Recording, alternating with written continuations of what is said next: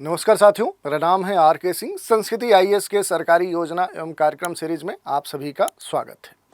जैसा कि आप सभी जानते हैं कि हम अपने इस सीरीज में सरकार के द्वारा चलाई जाने वाली जो भी महत्वपूर्ण योजनाएं हैं, जो कार्यक्रम हैं, जो इनिशिएटिव हैं, उन पर चर्चा करते हैं। तो इसी क्रम में आज हम बात करने वाले हैं पीएम वाणी योजना के बारे में कि आखिर ये योजना है क्या, क्यों सरकार ने चलाई है, क्यों इस समय चर्चा में है, इसके महत्वपूर्ण जो उद्देश्य हैं वो क्या है, इसका महत्व क्या है, इससे कैसे लाभ प्राप्त किया जा सकता है, इन सभी बिंदुओं पर एक एक करके आज हम चर्चा करने वाले हैं। तो चलिए स्टार्ट करते हैं।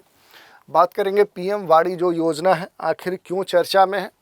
तो एक न्यूज़ आर्टिकल लेंगे और इसी के आधार पर हम पूरा जो विश्लेषण है वो करेंगे। TRAI orders a cap on tariffs for PM वाणी services to keep public WiFi affordable. ये बात कही जा रही है। भारतीय दूरसंचार जो विनियामक प्राधिकरण है, जिसे हम क्या बोलते हैं, ट्राई कहते हैं।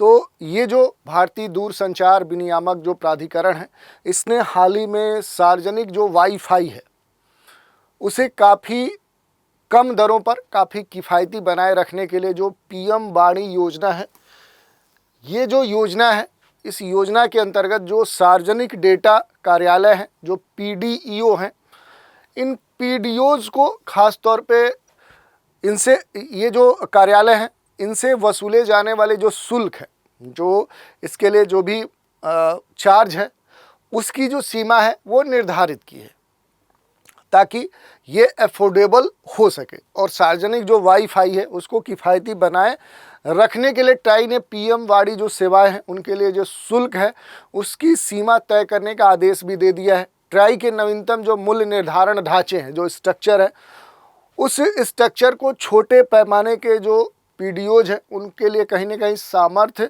सुनिश्चित करके भी सभी जो हितधारक हैं उनको उनके जो हित हैं उनको संतुलित करने के लिए अब डिज़ाइन किया जा रहा है। जबकि सेवा जो प्रदाता हैं, जो सर्विस प्रोवाइडर्स हैं, उनको उचित जो मुआवजा है वो भी दिए जाने की बात यहाँ पर की गई है।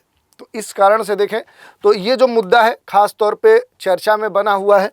इसके अलावा थोड़ा सा इस योजना के बारे में हम बात करेंगे, पीएम वाणी योजना और इससे जुड़े हुए जो भी महत्वपूर्ण बातें हैं। तो प्रधानमंत्री वाईफाई एक्सेस नेटवर्क जो इंटरफेस है, ये पीएम वाणी का पूरा इसका कह सकते हैं फुल फॉर्म है। ये जो योजना है दिसंबर 2020 में दूरसंचार विभाग के द्वारा शुरू की गई थी। दिसंबर 2020 में लॉन्च किए गए जो प्रधानमंत्री का जो वाईफाई नेटवर्क इंटरफेस जो पीएम वाणी है, इसका जो ढांचा बनाया गया, जो ये एक स्ट्रक्चर्ड किया गया, इसका उद्देश्य ये था कि डिजिटल इंडिया के जो निर्माण है और उसके परिणाम स्वरूप होने वाले जो लाभ हैं, जो एडवांटेज हैं, उनको ध्यान में रखते हुए ये किया गया। और सार्वजनिक जो वाईफाई हॉटस्पॉट है वो स्थापित करके जो भी इंटरनेट सेवाएं हैं उनके प्रसार को और तेज किया जाए। और इसी को ध्यान में रखते हुए ये कह सकते हैं कि जो पीएम वाणी योजना है ये सरकार ने लागू की। महत्व क्या था? तो स्थानीय जो परमाणु ऊर्जा संयंत्र है उनको लाइसेंस या शुल्क की आवश्यकता के बिना ही वाईफाई जो प्रदाता है वो बनने में सक्षम जो भागीदारी है, ये योजना व्यवसाय या जो भी इस तरह के वाणिज्य से जुड़े हुए जो कार्य हैं वो करने में आसानी लाने के लिए और मजबूत जो वैज्ञानिकता है वो प्रदान करने के लिए लाई गई थी। इसके अलावा भी देखें तो इस योजना के कई सारे जो उद्देश्य हैं वो हैं, जैसे देश भर में खास तौर पे रूरल जो सेक्टर्स होते हैं, जो ग्रामीण क्षेत्र होते हैं, वहाँ पर मजबूत जो डिजिटल संचार जो अवसंरचना है वो निर्मित करना और उसके लिए जो भी सार्वजनिक वाईफाई हॉटस्पॉट है उसका जो प्रसार है, विस्तार है, वो करना।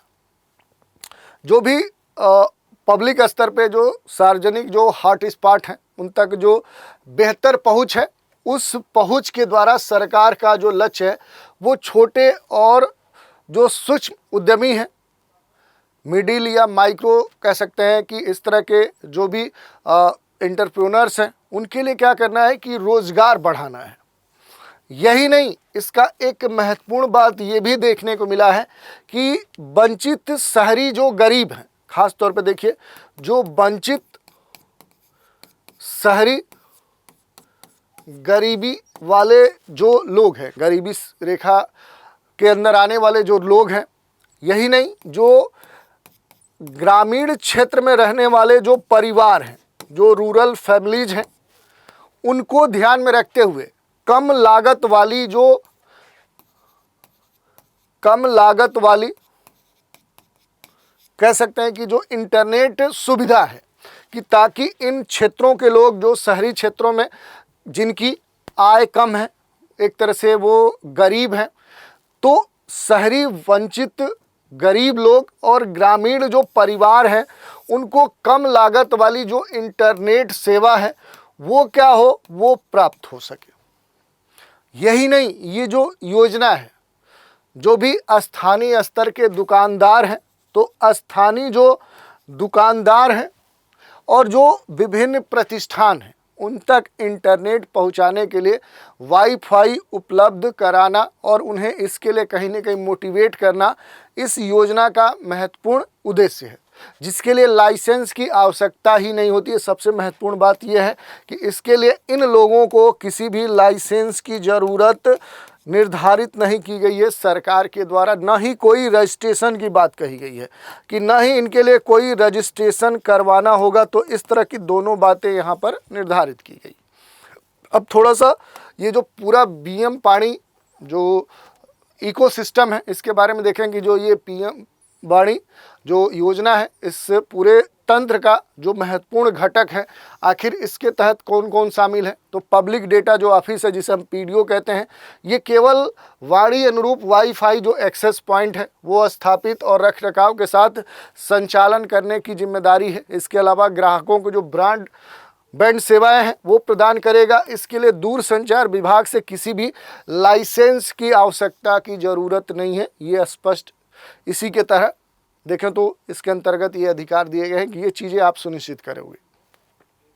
जो भी स्थानीय दुकानें हैं, छोटे जो प्रतिष्ठान हैं, वो पीडीओ के रूप में बिना किसी लाइसेंस के, बिना किसी पंजीकरण के दूरसंचार विभाग को किसी शुल्क की आवश्यकता भी नहीं है, यानी शुल्क दिए बगैर इंटरनेट बेचकर अतिरिक्त जो आय है वो प्राप्त कर सकते हैं।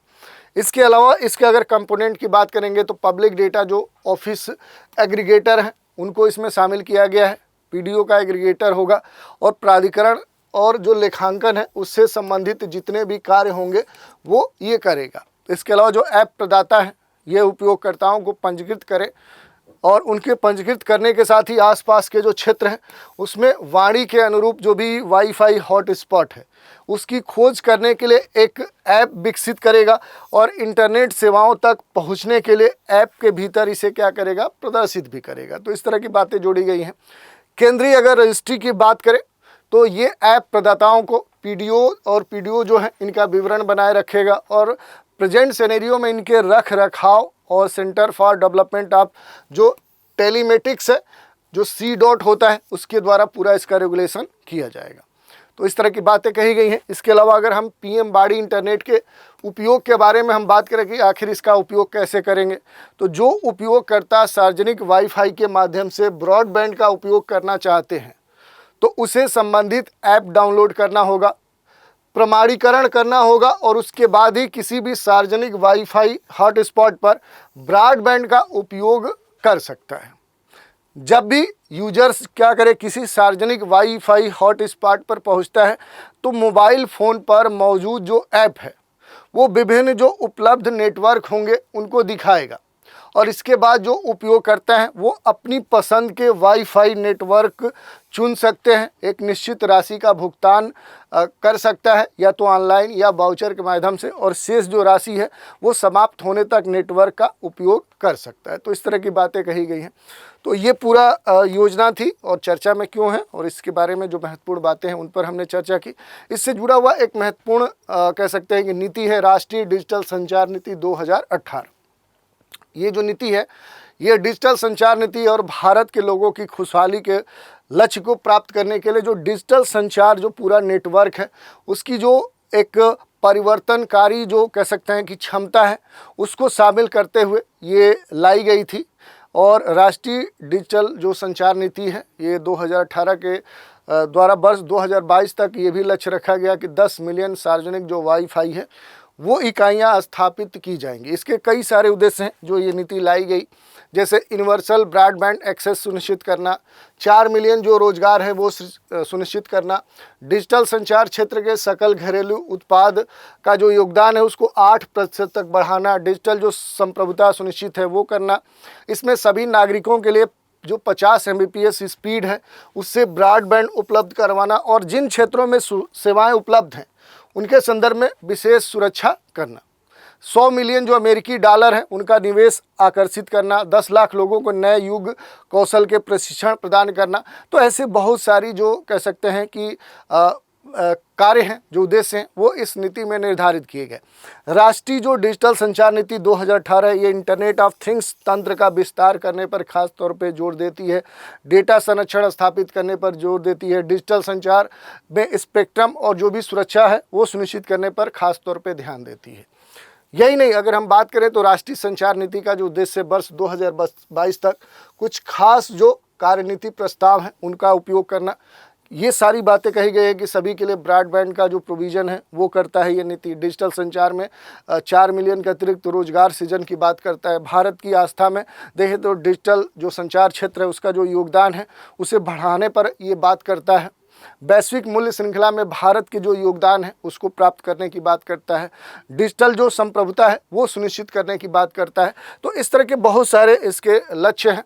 2022 तक राष्ट्रीय जो डिजिटल संचार नीति है 2018 में कुछ खास जो मिशन है उनकी परिकल्पना की गई थी। जैसे पहला जो था भारत को जोड़ो, स्ट्रांग जो डिजिटल संचार अवसंरचना है उसका निर्माण करना और इसके साथ ही जो भी सेवाएं हैं, पर्यावरण, अलग अलग जो क्षेत्र हैं उनके लिए एक पूरा तंत्र विकसित करना। भारत को आगे बढ़ाना भी एक महत्वपूर्ण इसमें योजना शामिल की गई थी कि अगली पीढ़ी है उसकी विरासत और सेवाओं का निवेश, नव प्रवर्तन, IPR जो सृजन है उसके माध्यम से सक्षम बनाना। तो इस तरह के जो लक्ष्य हैं वो निर्धारित किए गए थे। भारत को सुरक्षित रखना भी इसका एक महत्वपूर्ण लक्ष्य है, क्योंकि डिजिटल संचार की जो संप्रभुता है, इसके जो बचाव है, सुरक्षा जो सुनिश्चित करना है, ये महत्वपूर्ण लक्ष्य है। डेटा को महत्वपूर्ण जो आर्थिक संसाधन है उसके प्रारूप में उद्धृत करते हुए कहा गया कि डेटा स्वामित्व, निजता और सुरक्षा सुनिश्चित करने पर ध्यान देने के साथ ही नागरिकों के हितों की जो सुरक्षा है वो करना और भारत की जो डिजिटल संप्रभुता है उसको सुनिश्चित रखना सबसे महत्वपूर्ण बात। और भारत को जो जोड़ना है वो मजबूत डिजिटल जो अवसंरचना है उसका निर्माण करना है। तो इस तरह की बातें जो यहाँ पर देखने को मिली कि ये जो 2022 का राष्ट्रीय डिजिटल जो संचार नीति है 2018, उसमें ये 3 मिशन मूल रूप से शामिल किए गए थे। भारत को सुरक्षित करना है, भारत को आगे बढ़ाना है और भारत को जोड़ना है। तो ये कुछ जो महत्वपूर्ण कह सकते हैं कि योजनाएं हैं वो बनाई गई थी। तो इस तरह से हमने देख लिया कि आखिर PM वाणी जो योजना है वो है क्या और इससे जुड़े हुए जो भी महत्वपूर्ण बातें थी उन पर भी हमने चर्चा की। तो आज के एपिसोड में इतना ही। अगले एपिसोड में एक नए कार्यक्रम के साथ उस पर चर्चा करने के लिए फिर से आपसे रूबरू होंगे। तो आज इतना ही। आप सभी हमारे साथ बने रहें, इसके लिए धन्यवाद।